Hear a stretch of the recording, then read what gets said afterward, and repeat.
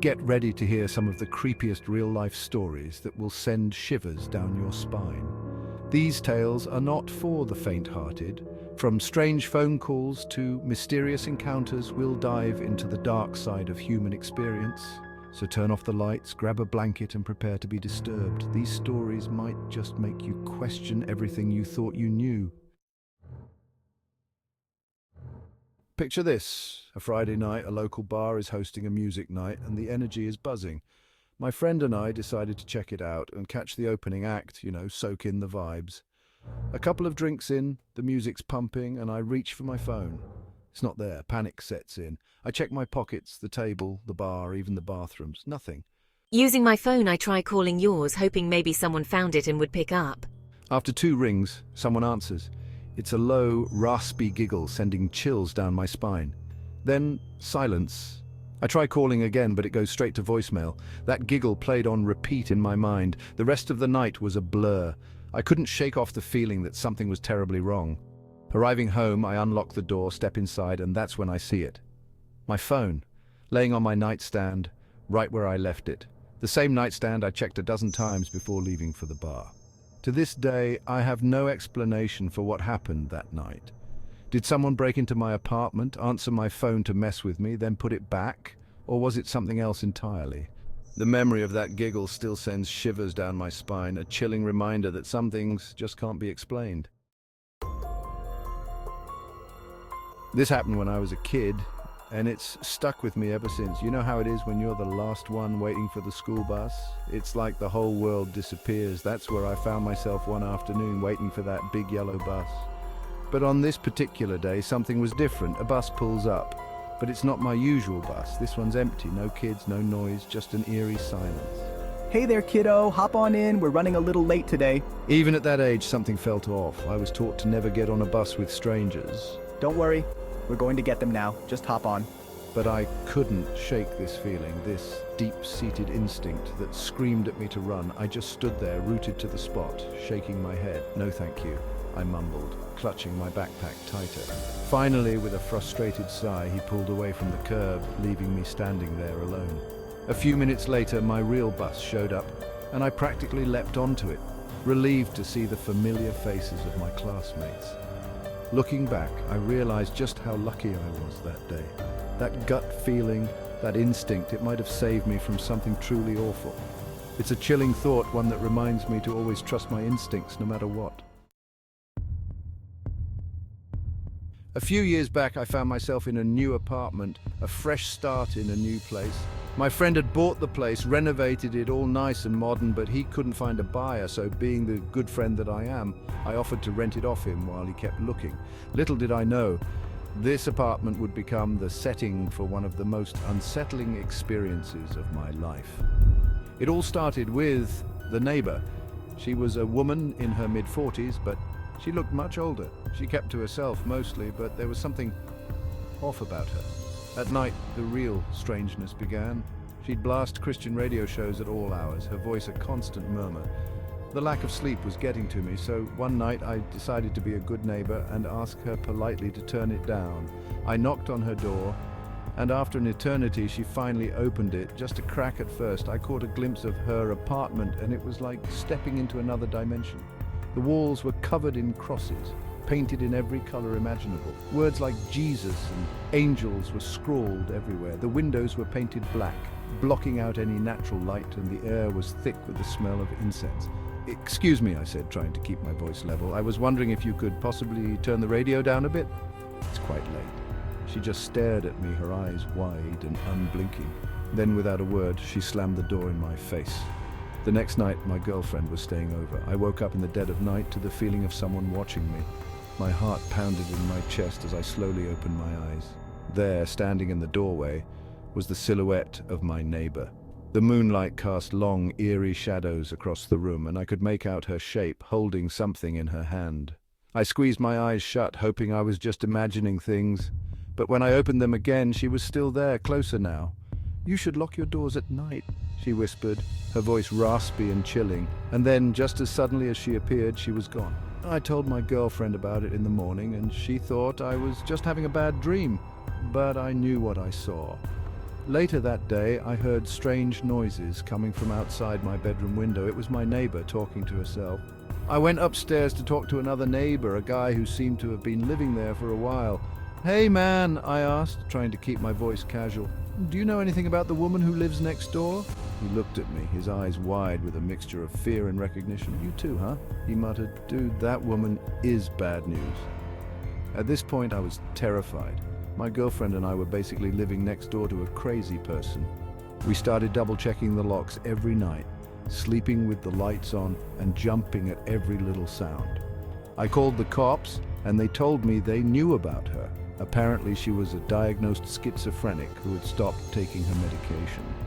But because she owned her apartment, there was nothing they could do unless she posed a direct threat to herself or others. For days, I barely slept, constantly on edge, waiting for her to make her next move. Finally, one night, I heard her leave her apartment. I peered out the window and saw her heading across the street to the 7-Eleven. This was my chance. I immediately called the police, and within minutes, 3 cop cars and a special van surrounded the building. They apprehended her as she was leaving the store, and just like that, she was gone. The relief was overwhelming. Picture this. It's late, nearing midnight, and I'm wrapping up a late shift at work. I'm in the industrial district. Everything's quiet, deserted, almost eerie. Suddenly, a deafening crash echoes through the building. It's the unmistakable sound of shattering glass. My heart leaps into my throat. I cautiously make my way towards the front of the building. As I round the corner, I'm met with a sight that sends chills down my spine. One of the large front windows is completely spider-webbed, a massive rock resting in the middle of the shattered glass. Now this is where it gets really creepy. Like I said, I was working in the industrial district at 11:30 at night. Every other business around was closed, the streets deserted. Who would be throwing rocks through windows at this hour, and why? I quickly call security, my voice trembling as I report the incident. My gut is screaming at me to get out of there, so I grab my things and practically sprint to my car. The drive home is a blur, my mind racing with every possible horror movie scenario. I pull into my driveway, my heart still pounding in my chest.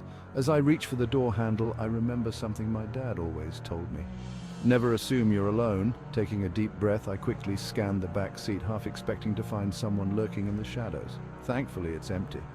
Fast forward about 30 minutes, I'm feeling a bit calmer, the adrenaline wearing off. I call up a friend who tells me he's out at a bar, and I decide to join him.